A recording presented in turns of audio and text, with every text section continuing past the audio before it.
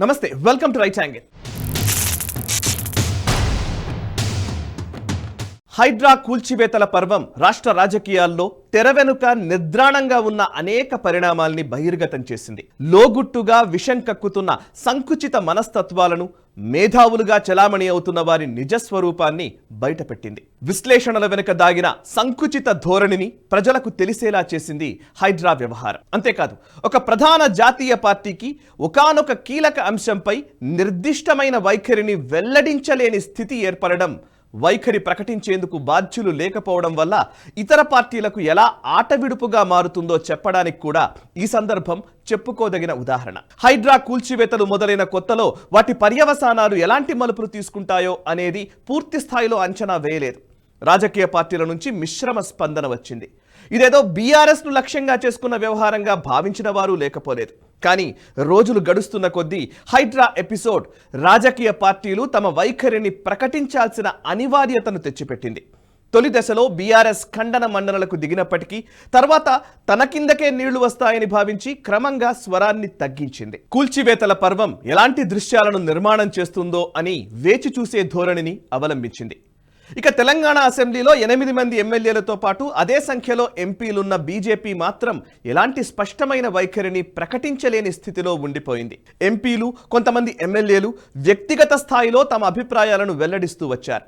ఒకరు హైడ్రా డిమాలిషన్ను మహాద్భుతమైన కార్యంగా వర్ణిస్తే, మరొకరు కూల్చివేతలు కొనసాగించడం చారిత్రకమైన అవసరంగా అభివర్ణించారు. గత ప్రభుత్వ చర్యలపై వ్యతిరేకత వల్ల కావచ్చు, హైడ్రా కూల్చివేతలు బీఆర్ఎస్ను టార్గెట్గా చేపట్టినవని అనుకోవడం వల్ల కావచ్చు, బీజేపీ ప్రజాప్రతినిధుల్లో ఇలాంటి వైఖరులు వ్యక్తమయ్యాయి. ఈ మిశ్రమ స్పందనలు ఇలా వ్యక్తం కావడానికి అంతర్గతంగా ఉన్న అనేక వైరుధ్యాలు, విభేదాలు కూడా కారణం కావచ్చు. కానీ రాష్ట్ర ప్రభుత్వం చేపట్టిన చర్య లేదా విధానంపై వైఖరిని వెల్లడించాల్సి వచ్చినప్పుడు దాని మంచి చెడులను, పర్యవసానాలను బేరీజు వేసిన తర్వాత అధికారిక అభిప్రాయాన్ని ప్రకటిస్తే ఆ పార్టీ భవిష్యత్తుకు మరింత మేలు జరిగేది. మరీ ముఖ్యంగా బీజేపీ లాంటి బలమైన జాతీయ పార్టీ ప్రత్యర్థి పార్టీల రాజకీయ ప్రయోగశాలలో ల్యాబొరేటరీ మౌస్గా మారేది కాదు. కానీ దురదృష్టవశాత్తు అదేది జరగలేదు. బీజేపీ ఎంపీలు వ్యక్తం చేసిన అభిప్రాయాలు అధికార పార్టీకి అనుకోకుండానే ఉపయోగపడ్డాయి.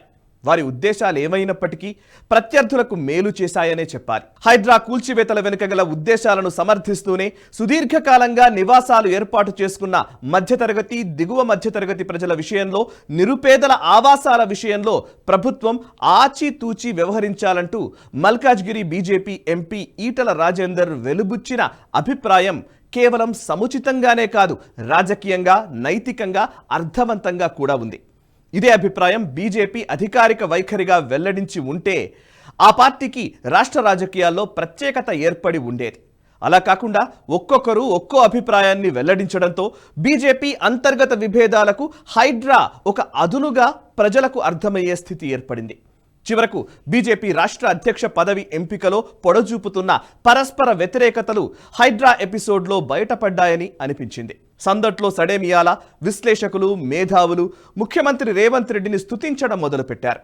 ఈ స్తుతి కీర్తనలను ఖండిస్తూ ఈటల చేసిన ప్రకటనను అడ్డం పెట్టుకుని అవాకులు చెవాకులు పేలడం మొదలైంది. అనేక సందర్భాల్లో సాక్ష్యాలు, ఆధారాలు, గణాంకాల గురించి ఊదరగొట్టే మేధావులు ఈటలపై అపవాదులు చేస్తున్నప్పుడు ఎలాంటి సాక్ష్యాధారాల ఊసెత్తకపోవడమే విచిత్రం. తెలుగునాట ఇలాంటి విశ్లేషకులు, మేధావులుగా అనేక రూపాల్లో చలామణి అవుతున్నారు.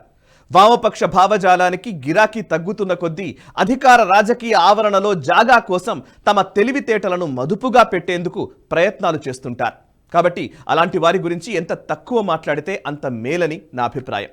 ఇక్కడ పాయింట్ ఆఫ్ కంటెన్షన్ ఏంటంటే, ఈటల అభిప్రాయాన్ని సమర్థించడమే కాదు, మిగతా నేతల వైఖరులను ఖండించడమూ కాదు.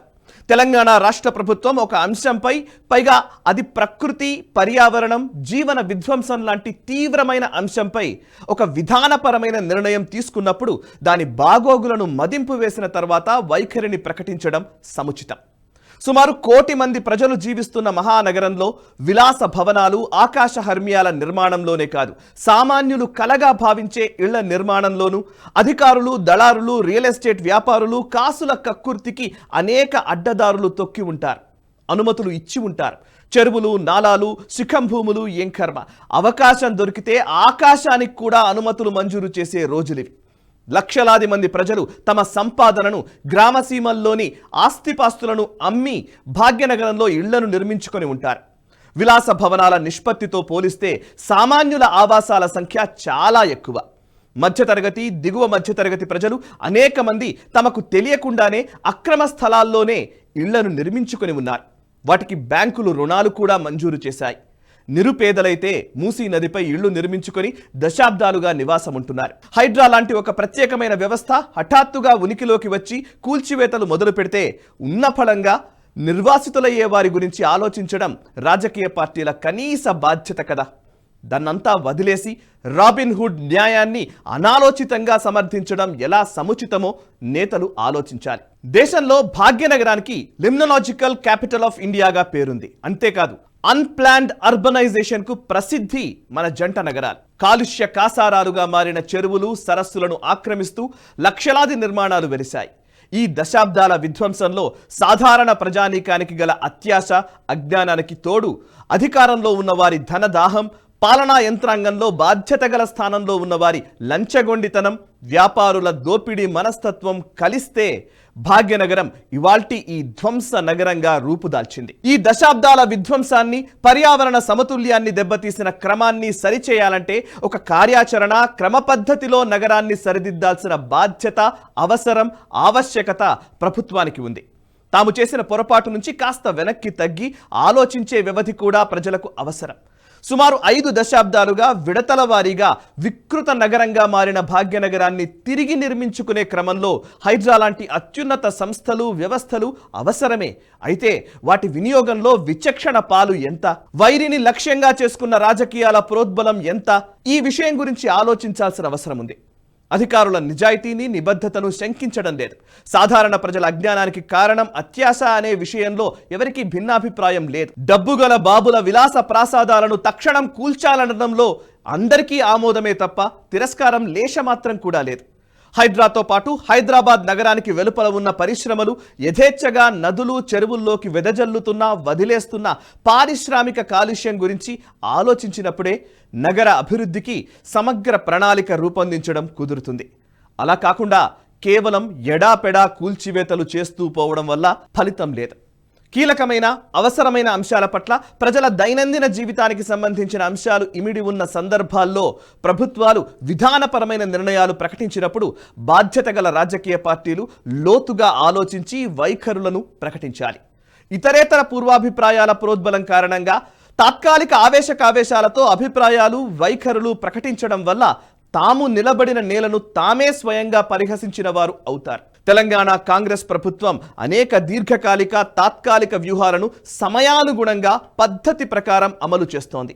ఇందులో క్విక్ ఎనిమీ బీఆర్ఎస్ కావచ్చు, కానీ యాక్చువల్ ఎనిమీ బీజేపీ అని కమలం పార్టీ నేతలు మరచిపోరారు. హైడ్రా కూల్చివేతల దెబ్బకు బీజేపీలో 2 బలమైన వర్గాలు ఏర్పడి పరస్పర భిన్నమైన ప్రకటనలు చేయడం వల్ల ఆ పార్టీ ప్రతిష్ట దెబ్బతింటుంది. భవిష్యత్తులో బీజేపీ నిఖార్సుగా నిలబడి ఎన్నికల యుద్ధంలో తలపడగలదు అనే జనాభిప్రాయాన్ని తానే స్వయంగా చేజేతులా రద్దు చేసుకుంటుంది.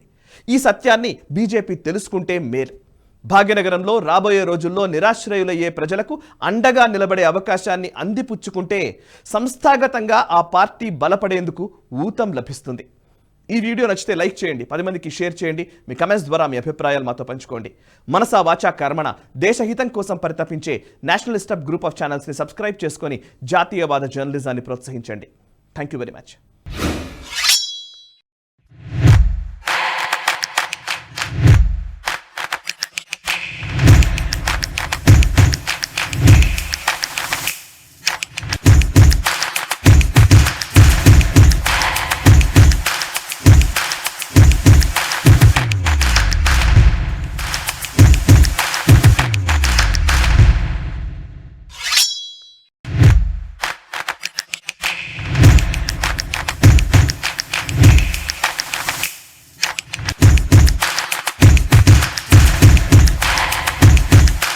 ఈ వీడియో మీకు నచ్చినట్టయితే లైక్ చేయండి, 10 మందికి షేర్ చేయండి. అలాగే కామెంట్ల రూపంలో మీ అభిప్రాయాలను మాతో పంచుకోండి. Nationalist hub group of channels ను సబ్స్క్రైబ్ చేసుకుని తెలుగునాట జాతీయవాద జర్నలిజాన్ని ప్రోత్సహించండి. ఈ వీడియో కింద ఉన్న బెల్ ఐకాన్ పై క్లిక్ చేయడం మర్చిపోవద్దు.